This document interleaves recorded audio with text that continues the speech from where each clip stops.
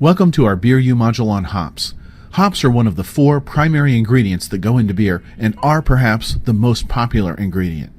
Hops provide bitterness and abound in flavors and aromas that tantalize the senses. Hops that are used in beer making are the flower of the female hop plant. Hop plants come in both male and female, but the male hop plant is useless for making beer and is cultivated only for breeding. Hops grow on vines that are extremely fast growing, and hops grow best between latitudes 30 and 52, where there is a lengthy growing season and where it is mostly moist and temperate. Hops come to the brewer in a variety of formats. Sometimes a brewer will obtain and use whole flower hops or whole cone hops. Whole cone hops come with the flower largely intact. They are somewhat difficult to store and transport. Plus, they can be difficult to use in brewing as they tend to leave behind a lot of unwanted residue. More commonly used is the hop pellet. Since hops are so volatile and short-lived, growers often compress freshly harvested hops into pellets. Pellets are extremely convenient to transport, store, and brew with, making them the most widely used form of hops. Hop extracts contain the most desirable elements of the hop and none of the unwanted ones. Extracts are very convenient as they store well and are used in their entirety, leaving no residue or unwanted elements in the beer. Some extracts, in fact, are already isomerized and ready for immediate absorption into the beer. Almost all of the acids and oils contained in a hop are contained in tiny yellow sacs called lupulin glands. They are clearly visible if you split open a hop. The alpha acids, beta acids, and essential oils are all in those yellow glands. There are 3 components of the hop that brewers are really interested in. They are alpha acids, beta acids, and essential oils. These 3 elements provide bittering, flavor, and aroma for beer. Alpha acids are the chief bittering agent for beer, so they are very important. Hops added early in the boil process provide most of the alpha acids and create most of beer's bitter quality. Beta acids provide a small amount of bitterness, some flavor, and can act as a preservative. Essential oils create flavor and aroma. The floral, herby, spicy, or citrus character of beer is often provided primarily by the essential oils. Hops have a variety of properties that makes them ideal for use in beer making. Hops add the bitterness to beer, which is important for balancing versus the sweetness of malt. Hops also add many flavors to beer that can include grassy, herbal, citrusy, piney, peppery, spicy, and others. Hops add many aromas to beer, including some of those named for flavor. Hops also act as an antiseptic or preservative in beer, limiting the growth of undesirable microorganisms. Lastly, hops can also act as a foam stabilizer, helping to build and hold the head on a beer. In the brewing process, hops can be added at various points. They can be added during the boil, the whirlpool, during fermentation, or maturation. Hops added early in the boil are usually bittering hops. Hops added mid-boil are for flavor. Hops added late in the boil typically provide flavor and aroma, and hops added during fermentation or maturation are added for aroma. 3 of the elements that hops add to beer are sensory. The bitter quality of hops helps to offset the natural sweetness of the malt in beer. Bittering hops are added early in the boil portion of the brewing process because needed compounds in hops have to be modified to make them useful. During the boil, a process called isomerization occurs, which helps to make the hops water-soluble, allowing the beer to absorb and retain the desired compounds. Bittering hops may not always add very much flavor, though. Flavor hops can be added almost anywhere during the boil, but the longer the hops spend in the boil, the less flavor they impart to the beer. So adding flavor hops near the end of the boil is common.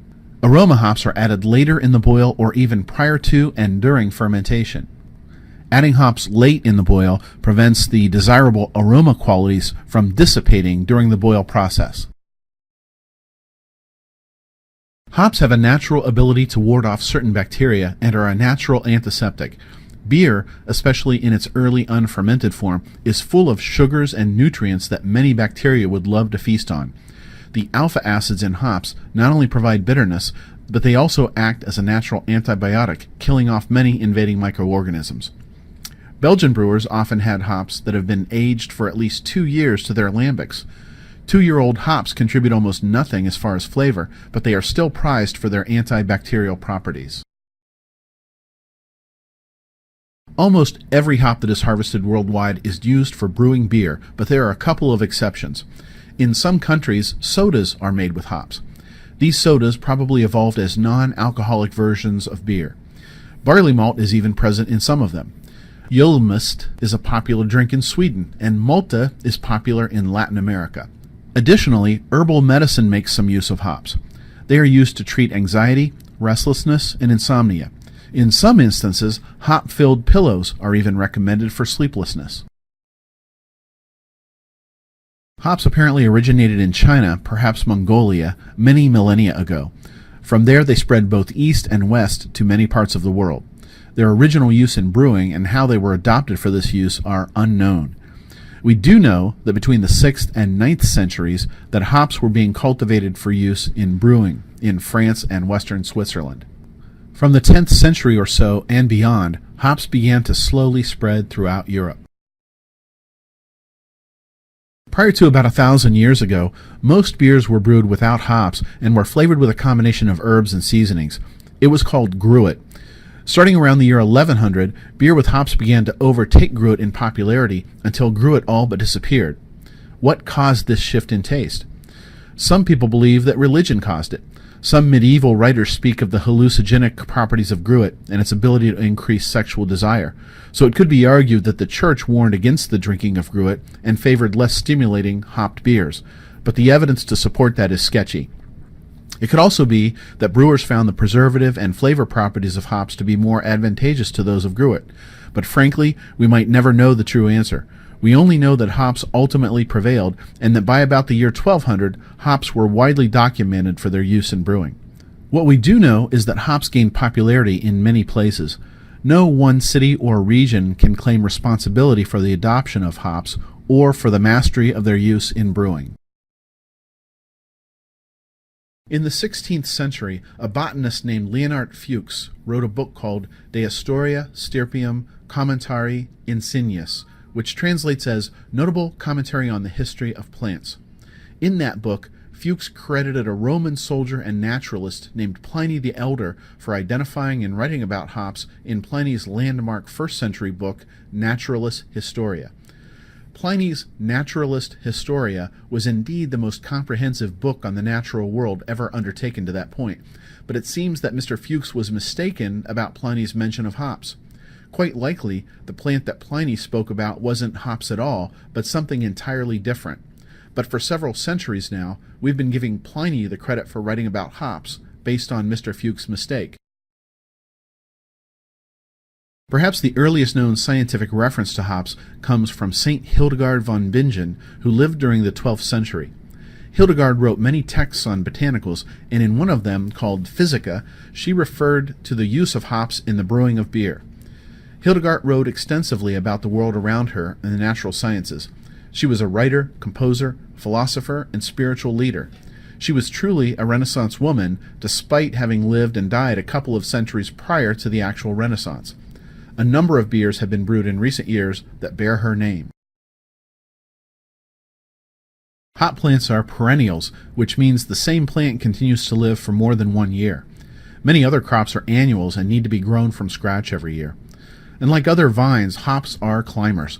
Most growers erect posts and string wires to allow the vines to climb and hang, which encourages the most amount of growth. Hops can also grow very rapidly, and in perfect conditions, a hop plant can grow almost 3 feet a day. Hop growers call their fields hop fields, hop yards, or hop gardens. Hops are normally harvested during the late summer, which means late August and early September in the Northern Hemisphere. Harvesting hops, like harvesting many other crops, is hard work, and prior to the introduction of many of today's farm machines, hop harvesting was done entirely by hand and required many laborers to gather on hop farms to complete the harvest. In 1931, author George Orwell even spent part of his summer picking hops, an experience he wrote about in his diaries. At harvest time, separating the cones from the vines and leaves is a very tough job. It was made easier in 1909 when Emil Horst invented a mechanical separator just for hops. Hops begin to lose moisture right after picking, so most processing is done at the hop farm as soon as the hops are picked. If they are not processed right away, they begin losing many of the elements that brewers desire to use. Processing begins with cutting the hop vines. The vines are then stripped to separate the cones from the vines and leaves. Then the hop cones are dried or kilned, then stored or packed for shipment. In the 19th and 20th centuries, many hop processing structures were built in hop-growing regions of England and the northwestern United States. Many of those structures still stand today. They are called hop kilns, oasts, or oast houses. Here's a video of an actual hop harvest in Belgium. Of world-class beer. If you're viewing this in September presentation on 2008, I had tablet the device, pleasure you of may have visiting to the press farm the play Johan de button Rijk to begin the video. in Poitou, When you're Belgium, done with the video, press the next to be there slide during the button hop to harvest. go on. This was September, so we just caught the tail end of hop harvest season. And here we see a tractor with a lift and a gentleman cutting the vines down from the overhead wires. These vines grow to be 20, 30 feet and longer, grow very quickly. And he's got a little sickle in his hand. He's cutting them off the supporting wire, just dropping them down to the ground where they can be picked up and loaded onto a tractor, which will take them into the barn for processing. We were fortunate that our tour guide that day was Renier, the Brut of Bruges, a terrific tour guide. We were joined by Michael Roos from the Van Eyck Brewery, who just recently had retired from Van Eyck at this point. A terrific person, explaining to us about some of the tools and hops in particular. Here we see a tractor just pulling out of the barn after having just dropped off a load of hop vines that it had picked up from the fields that we just saw being harvested. This trailer is really specifically built to hold hop vines and transport them as gently as possible back to the barn, where it's important that they get processed as quickly as possible because the hops start to lose their power immediately upon harvest. So they're going to be processed right away. Here a worker is going to load hop vines into a stripping machine. That machine kind of grabs onto the vine and starts pulling it through a stripper, which will separate the cones and flowers from the leaves, vine, twigs, etc. So that machine, once it's loaded, just starts pulling vines through and then stripping them. You see the vine being pulled through the machine, and in just a moment you're going to see nothing but hop cones or flowers now coming up a conveyor belt by themselves after having been stripped off the vines. And then they're going to be taken and dried immediately at the upper levels of the barn. There are hundreds of varieties of hops, and we can't talk about all of them here, but we can highlight the major hop-growing regions of the world. Much of the world's hops come from America, England, and continental Europe, specifically Germany, the Czech Republic, and Belgium, as well as from the southern hemisphere, most notably Australia and New Zealand.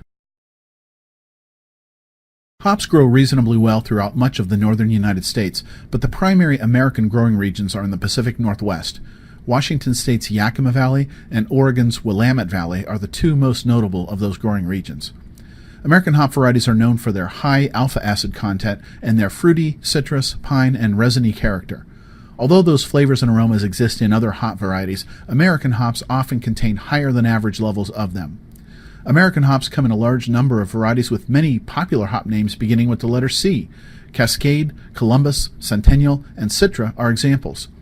Amarillo, Simcoe, and Willamette hops are among many of the other varieties of American hops. England is a large and traditional producer of hops that has exported hops to many other parts of the world for centuries.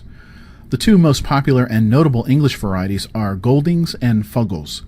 Kent County in southeastern England is the largest hop-growing area in England and is home to Kent Goldings, also known as East Kent Goldings or EKG when they are grown in eastern Kent County. EKG hops are very highly regarded. English hops are also known to be the forebears of many American varieties and have some similar qualities, albeit on a more subdued level, as alpha acid content in English hops is not as high as it is in the average American hop. Fruity flavors are common, with many hops featuring grassy or earthy flavors. Germany is the largest and one of the oldest hop producing countries in the world. Most German hops are grown in an area of Bavaria called the Hallertau, which is located in northern Bavaria. Hop cultivation is documented here all the way back to the year 736. Roughly 1/4 of the world's hops are grown in the Hallertau, including many historic and sought-after varieties, including the noble hops Hallertau, Hersbrucker, Spalt, and Tettnang. The Czech Republic is also famous for growing hops and is the 4th largest producer in the world. The Saz region, or Žatec in Czech, produces the renowned Saz hop. The Žatec region is home to the Plzeňský Prazdroj brewery, which brewed the first Pilsner-style beer, Pilsner Urquell, using the Saz or Žatec hops. Australia, New Zealand, South Africa, and South America are also hop-producing regions. The Galaxy hop from Australia and the Motueka hop from New Zealand are gaining popularity in other parts of the world quite rapidly. Located south of the equator, these hop-growing regions make fresh hops available when it is early spring in the United States. And China, although it is not known internationally for its hops, is the 3rd largest hop-producing country in the world, with most Chinese hops being used within China.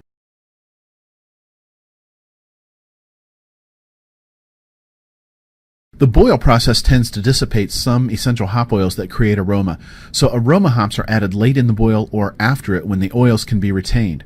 This is called dry hopping. Hops prized for their aromatic qualities are used for this purpose. Wet hops are hops that were not dried or kilned before leaving the hop farm.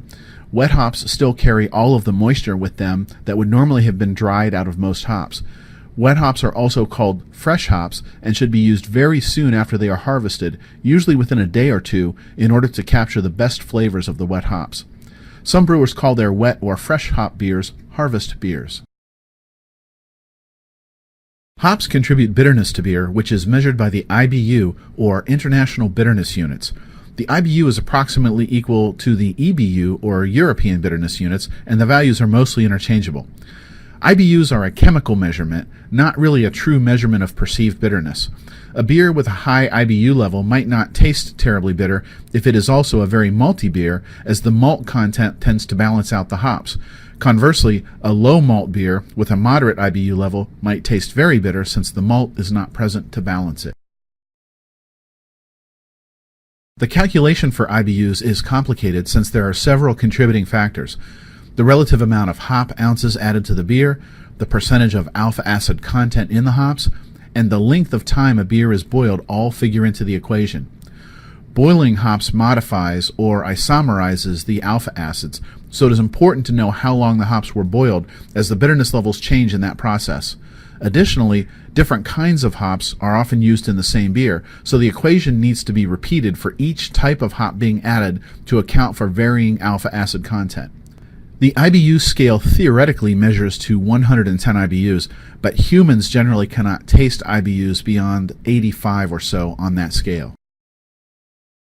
Hops are hugely popular right now with the explosion of craft beer, but what about the future? Some brewers and growers are looking towards new types of hop extracts. Hop extracts pull the most desirable elements out of the hop into a liquid and leaves behind many undesirable elements that brewers prefer to avoid. This can make the life of a brewer easier and the beer better. Hop extracts sound a little bit like cheating to some, but there are many highly respected brewers now using them in some of their best beers. Brewers are also likely to keep experimenting with different ways to add hops to beer at different times during the brewing process. For example, some brewers have recently rediscovered the value of adding hops even prior to the boil, something that seemed very unusual, but which is actually an old-world brewing practice that had since disappeared. And more commonly these days, brewers are growing their own hops. Some brewers grow some hops at the brewery or on their own hop farms where they can oversee very exactly how their hops are grown. Congratulations, you've finished the module. Hopefully you have a few minutes to take the optional quiz that is coming up. Like I said, it's optional, but if you are taking a BeerU curriculum and need to get credit for this module, you'll have to take the quiz and get at least 70% of the answers correct in order to show this module is complete. Good luck.